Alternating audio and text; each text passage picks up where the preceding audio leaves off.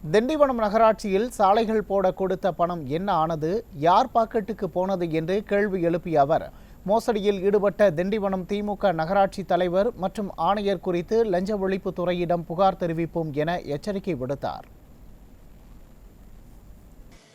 இன்னைக்கு எங்க பார்த்தாலும் குப்பை எரியுது. மக்களுக்கு சுகாதார சீர்கேடு ஏற்பட்டிருக்கிறது. மக்களுக்கும் மாணவர்களுக்கும் மிகப்பெரிய ஒரு அவல நிலையை இந்த அரசு, திமுக திண்டிவனம் நகராட்சி நிர்வாகம் ஏற்படுத்தியிருக்கிறது. இந்த நிர்வாகம், திண்டிவனம் நகராட்சி தலைவரும் அந்த நிர்வாகமும் ஆணையர் அவர்களுக்கும் சொல்கின்றோம், கொடுத்த பணத்தை என்ன ஆகிவிட்டது, சாலை போடுவதற்கு கொடுத்த பணம் என்ன ஆனது, ஏன் சாலை போட மறுக்கிறீர்கள், சீரமைக்க மறுக்கிறீர்கள். அந்த ஒப்பந்ததாரர் அவர் தோண்டிய சாலையை பேட்ச் ஒர்க் செய்திருக்கணும், ஏன் செய்யல, வெறும் மண்ணை போட்டு மூடிட்டு போறோம். அந்த பணம் எங்க, யார் பாக்கெட்டுக்கு போச்சு அந்த பணம்?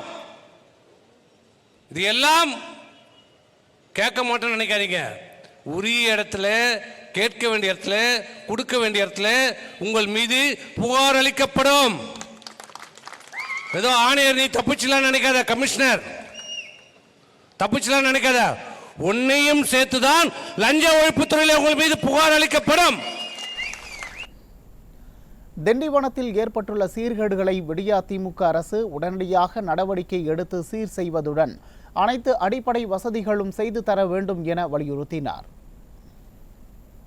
திண்டிவனம் நகரத்தில் ஏற்பட்டிருக்கின்ற இந்த சீர்கேடை, சாலைகளை உடனடியாக இந்த திமுக நகரமன்ற தலைவர் நிர்வாகம் சீர் செய்ய வேண்டும்.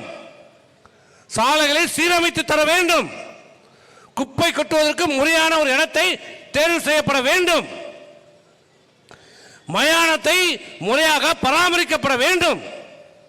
முறையாக குடிநீர் அளிக்கப்பட வேண்டும். அனைத்து சாலை விளக்குகளும் முறையாக எரிய வேண்டும், பராமரிக்க வேண்டும்.